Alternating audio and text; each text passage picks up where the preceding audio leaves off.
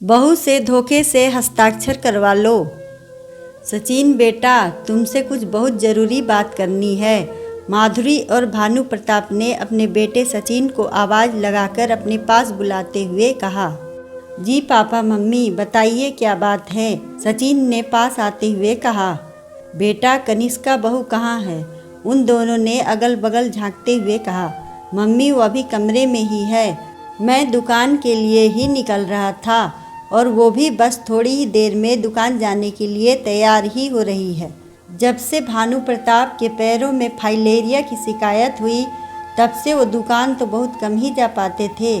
दुकान का पूरा भार सचिन और कनिष्का दोनों मिलकर ही संभालते थे, क्योंकि कनिष्का अच्छी खासी पढ़ी लिखी थी और सचिन के साथ कंधे से कंधा मिलाकर दुकान को फिर से संभालने में मेहनत कर रही थी।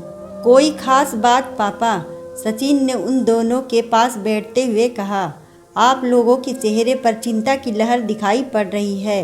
बेटा, चिंता की ही बात है, तभी तुमको दुकान जाने के समय पीछे से आवाज़ देकर बुलाया, वरना तो हम लोग कभी भी पीछे से आवाज़ नहीं लगाते। भानु प्रताप ने हाथों को आपस में रगड़ते हुए कहा। आप बताइए तो पापा कि आखिर क्या बात है, क्यों इतने परेशान लग रहे हैं? सचिन को भानु प्रताप का इस तरह चिंतित होना अच्छा नहीं लग रहा था। क्या जूली के लिए लड़के वालों की तरफ से कोई खबर आई है क्या? इस समय सचिन की बहन की शादी की बातचीत चल रही थी।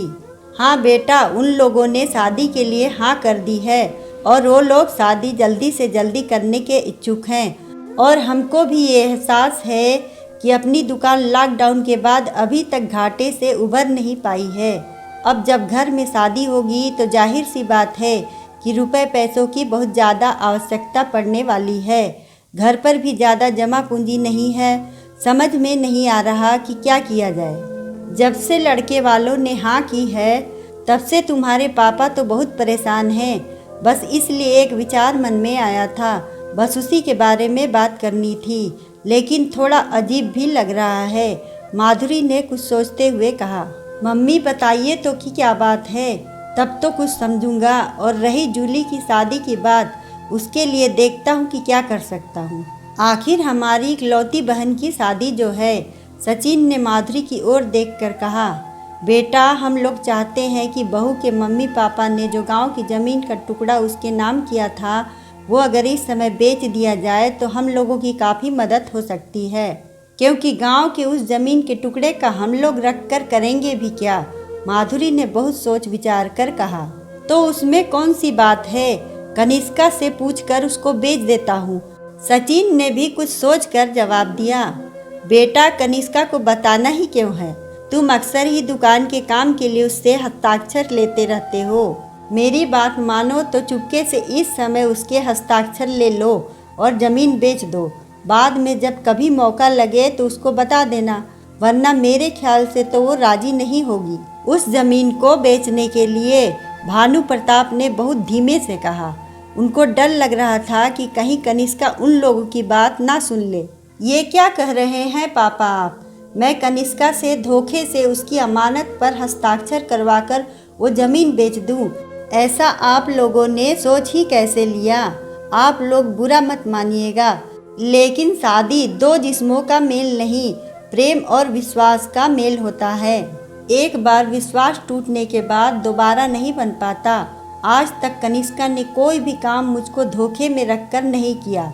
यहाँ तक कि इस समय जब दुकान घाटे में है, उसने अपने सारे गहने निकाल कर उस दुकान के लिए दे दिए। कनिष्का बहुत अच्छी है।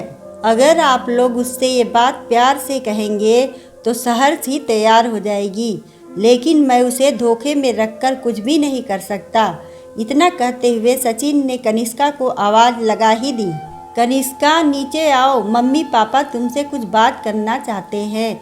और थोड़ी ही देर में कनिष्का नीचे उतर आई। आप अभी तक दुकान नहीं गए?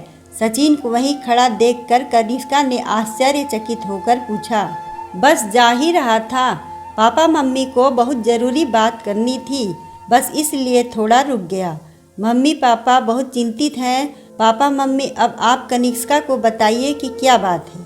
माधुरी ने थोड़ा सहमते हुए सारी बात कह दी, क्योंकि अब तो वो बात वो छुपा भी नहीं सकती थी। सचिन पास में ही था। मम्मी जी बताइए आखिर क्या बात है, आप लोग क्यों परेशान हैं? कनिष्का ने माधुरी का हाथ पकड़कर कहा। बहू कुछ समझ में नहीं आ रहा है कि कैसे कहूँ, माधुरी ने आंखें नीचे करते हुए कहा। मम्मी जी मैं भी आपकी बहू हूँ, आप लोगों की और आप लोगों की चिंता और परेशानी जानने का पूरा हक है मुझको। अपनी बहू से आप अपनी परेशानी नहीं कहेंगे तो किससे कहेंगी? कनिष्का ने फिर से माधुरी से कहा। आखिरकार बहुत हिम्मत करके माधुरी ने वही सारी बातें बता दी। लेकिन कनिष्का बेटा तुम स्वतंत्र हो अपना निर्णय लेने के लिए, कोई भी निर्णय दबाव में आकर मत लेना। जूली की शादी तो जैसे तैसे निपट ही जाएगी, भानु प्रताप ने हिचकते हुए कहा। अरे मम्मी जी और पापा जी बस इतनी सी बात है, क्या मैं पराई हूँ? क्या जीजी मेरी कोई नहीं? आप लोगों ने अगर पहले ही बताया होता कि जीजी का रिश्ता तय हो गया है तो मैं खुद ही ये फैसला ले लेती, क्योंकि घर की हर परिस्थिति की मुझको पूरी जानकारी है। और ये बात भी बिल्कुल सही है कि वो ज़मीन का टुकड़ा तो वैसे भी हमारे किसी काम का नहीं है, ना हम लोग वहाँ उस गांव में मकान बनवाने जा रहे हैं और ना ही खेती करने जा रहे हैं। एक न एक दिन तो उसको बेचना ही पड़ेगा, तो फिर दीदी की शादी जैसे शुभ कार्य के लिए क्यों न बेच दूं? कनिष्का ने बहुत ही आसानी से ये सब कुछ कह दिया।